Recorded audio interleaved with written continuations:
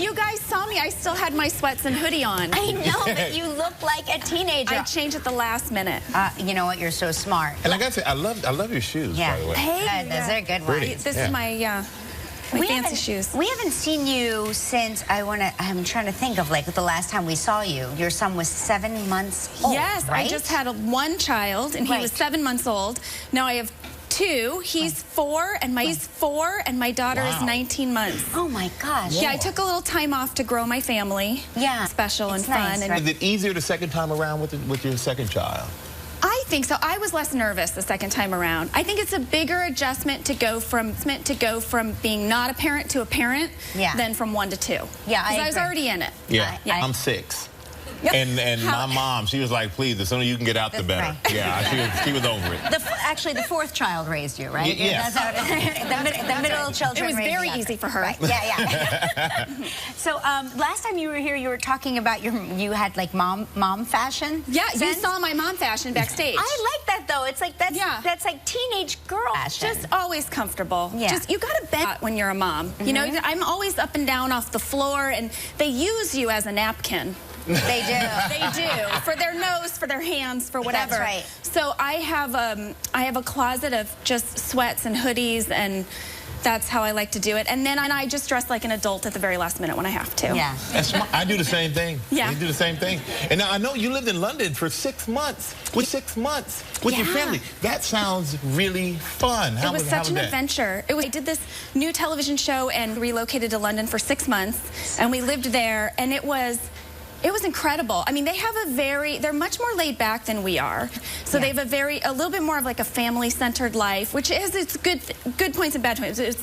If you need to get your washing machine fixed, it like takes 3 months. You know, there's no real big sense of urgency over there. Did you have a spot of tea? Yeah. Okay, so the tea over there is real. Oh. Yeah. It was like in the movies, or like how everybody thinks that Americans just eat hot dogs all the time. Yeah. No, we were over there, and they take tea time very seriously. No kidding. Yes. Okay, so for example, you know, because they take their time. Right. And so eventually a man came over to put up the curtains, and he arrived about 2 o'clock. Well, at 3:30, he wasn't done yet, and he asked me for a cup of tea. Right. I didn't have any tea. I didn't know that this was a real thing. I said, oh, yeah, yes. Yes. Did you say, I'm in and I don't have tea? I said, I have some hot dogs. Do you want a hot dog?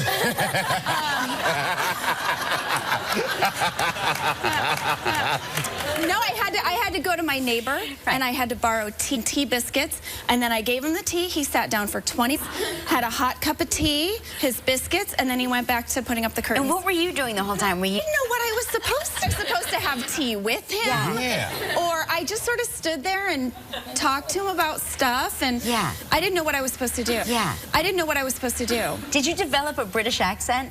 I hear comes to our show them with a British accent. You kind of want to, because it sounds super cool. It sounds so smart. Yeah, my son got a little bit of an accent. Oh my God. Which was the cutest thing in the whole world. You should keep him over there until he's a full accent. Yeah. We call you mommy. He incorporated the words that they use, which are different. So he would say, and he would put his inflections up. He would say, Mom, should we put it in the bin? Yeah. It's like American and British. So instead he would say, should I put it in the bin? Right. Yeah. That's what I've been missing. I don't take it up another level. Yeah. Okay. Here we go. Coming up, Jenna will find out why. We're going to find out why Jenna says her new wardrobe in her new series makes her so happy. Right back with Jenna Fischer.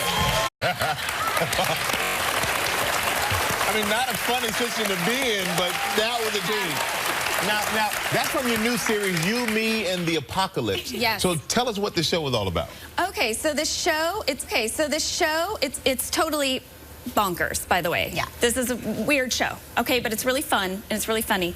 And it starts with a group of people in an underground bunker, and the world has just ended. Okay. We're the only survivors. We are the future of humanity. And then it flashes back 30 days, and you see how all these people managed to be the survivors. So I play a librarian who is wrongfully imprisoned for hacking into the NSA with terrorism, but I didn't do it. I'm protecting a loved one. Okay, got it. But I team up with Megan Mullally, who's on the show. Yeah. And she plays a rightfully imprisoned career criminal. And when news of the end of the world hits, we break out of prison and try to get home to our families. Television, and a few Americans went over there. There's a big British cast as well. And it was an adventure, and then NBC bought it for American distribution. So you're seeing original. That is great. Yeah. Oh my gosh, amazing. Well, you know what? It's You, Me, and the Apocalypse. Make sure you check it out January 28th at 8 p.m. on NBC. Good Fischer, everybody.